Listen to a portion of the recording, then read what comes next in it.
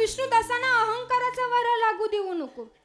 आता या गोष्टीचा विचार केला तर आजकाल प्रत्येकाला अहंकार झालाय. गायकाला वाटतं माझ्यासारखा गायक, पखवाजाला वाटतं माझ्यासारखा पखवाजा, कीर्तनकाराला वाटतं माझ्यासारखा कीर्तनकार. अहंकार झालाय. मी श्रेष्ठ असं प्रत्येकाला वाटायला लागले.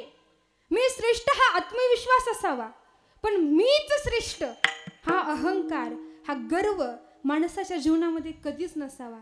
आणि वारकरी संप्रदायामध्ये जे लोक आहेत ना, त्यांनी तर कधीच गर्व करायचं नाही.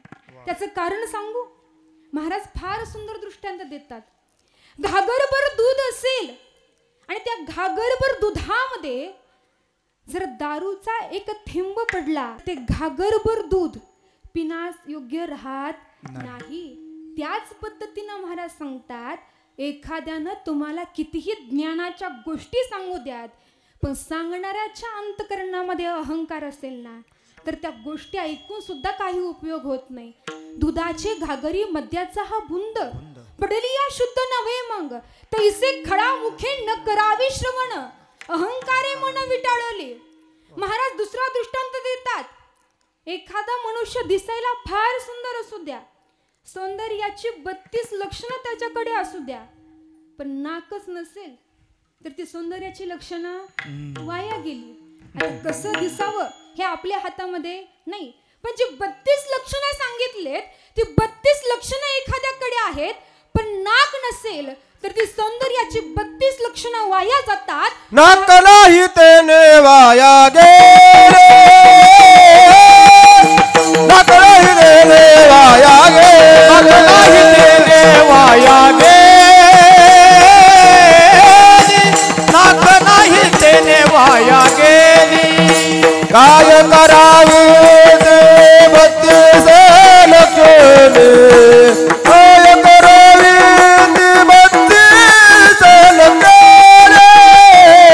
काय करावी ती 32 लक्षणे, काय करावी ती 32 लक्षणे. नाक नाही देणे वाया गेले, नाक नाही देणे वाया गेले, हे नाक नाही देणे वाया गेली, नाक नाही देणे वाया गेली.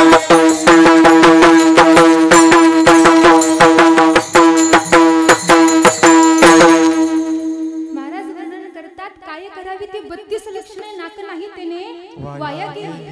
कसं दिसावं हे माणसाच्या हातामध्ये नाही. ठेविली आनंदे तैसेची राहावे, चित्ती असू द्यावे समाधान. आता महाराज कसं दिसावं हे माणसाच्या हातामध्ये नाही, पण चांगलं दिसण्याकरिता सगळेजण प्रयत्न करतात. म्हणून महिला मंडळ कुठं जातात तुम्ही चांगलं दिसायला? कुठं तुम्हाला पण माहित आहे का? ब्युटी पार्लर नाही, ते जादूचं दुकान आहे.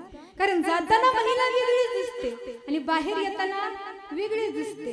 एक गोष्ट लक्षात ठेवा, तुम्ही बाहेरून कितीही सुंदर दिसण्याचा प्रयत्न करा, कितीही सौंदर्य प्रसाधनाची साधनं वापरा, पण जर तुमच्या अंतःकरणामध्ये मलिनता असेल, जर तुमच्या अंतःकरणामध्ये इतरांबद्दल कपट असेल ना, तर त्या सुंदर दिसण्याचा काहीच उपयोग होत नाही. नाही निर्मळ जीवन काय करील साबण, तैसे चित्त शुद्ध नाही ते बोध करील काही. अंतर्लक्षण जाणून घेणं गरजेचं आहे. महाराज म्हणतात, एखादा व्यक्ती दिसायला फार सुंदर आहे, पण तू नाक नसेल तर सौंदर्याची 32 लक्षणं वाया गेली.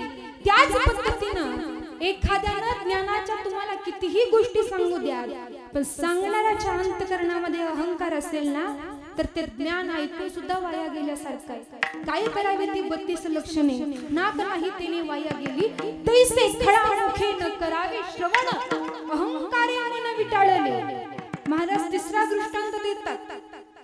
एखादं ताट आहे, त्या ताटामध्ये पंचपक्वानाचं जेवण वाढलेलं आहे. तुम्हाला मी मेनू सांगते आज काय काय आहे. चपाती आहे, भात आहे, लापशी आहे, मटकीची भाजी आहे आणि आपण नानाच्या दुकानातनं गुलाबजामुन त्यात ठेवूया. पंचपक्वानाचं ताट वाढलेलं आहे. भूक लागली ना सगळ्यांना आणि तुम्ही जेवायला बसलाय. पुढं ते ताट वाढलेलं आहे. आता तुम्ही जेवायला सुरुवात करणार, पण तुम्हाला दृश्य दिसलं त्या जेवणामध्ये माशी पडलेली, आणि ते जर तुम्ही जेवण केलं तर उलट्या झाल्याशिवाय राहत नाही.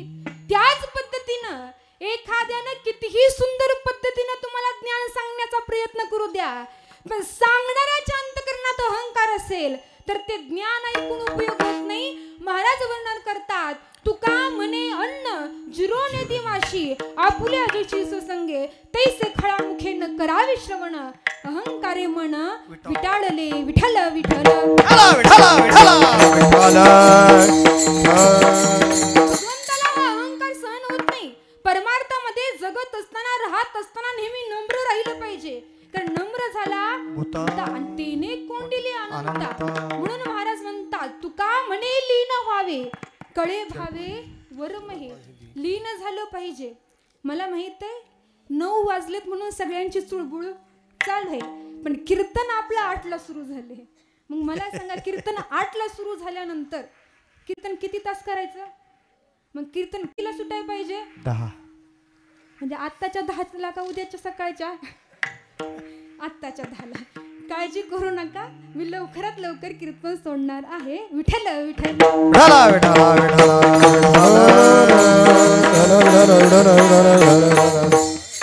झालं असं की हनुमंतराय सीता मातेला शोधण्याकरिता लंकेमध्ये गेले, आणि गेल्यानंतर त्यांना त्या ठिकाणी दृश्य दिसलं की एका घरासमोर वृंदावन होतं, आणि आतमध्ये कोणीतरी भजन करत होतं.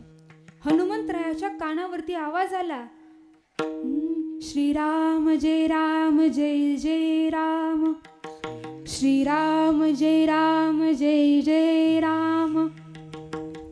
हनुमंतरायाला आश्चर्य वाटलं, अरे या लंकेमध्ये आणि माझ्या प्रभूंचं कोण भजन करत असेल?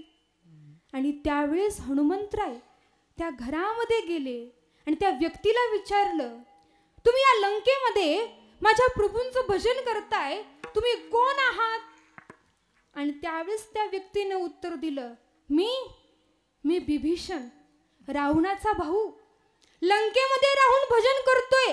म्हणजे ज्या पद्धतीनं 32 दातामध्ये जीभ एकटी राहते ना, तसं मी या ठिकाणी राहतोय आणि भजन करतोय. आता विचार केला ना, तर दात हे अहंकाराचं प्रतीक आहे आणि जीभ हे नम्रतेचं प्रतीक आहे. दात 32 आहेत आणि जीभ एकटीच आहे, त्याच्यामुळं दात जिभेवरती दादागिरी करायला बघतात. पण एक गोष्ट लक्षात ठेवा, जीभ जर वाकडीत चालली तर 32च्या 32 तुटतात. दंत कहे जीभ को हम 32 तुम अकेली माए, फिर मैं टेढ़ी चली तो 32 ही गिर जाए. एकदा जीभ वाकडी चालली की 32च्या 32 तुटल्याशिवाय राहत नाही. मी सांगते, दात हे अहंकाराचं प्रतीक आहे. त्याचं कारण आहे, जन्माला आलेल्या बाळाला दात नसतात, दात उशिरानं उगवतात. वृद्ध काळामध्ये दात राहत नाहीत, दात लवकर निघून जातात. म्हणून दात अहंकाराचं प्रतीक आहे. पण जीभ ही जन्मल्यापासून असते आणि मरेपर्यंत राहते, वृद्ध झाली तरी राहते, कारण जीभ हे नम्रतेचं प्रतीक आहे. म्हणून जी लोक नम्र राहतात तीच लोक टिकतात, आणि जी लोक दातासारखं अहंकार करायला बघतात ना, ते मात्र लवकर निघून जातात. विठ्ठल विठ्ठल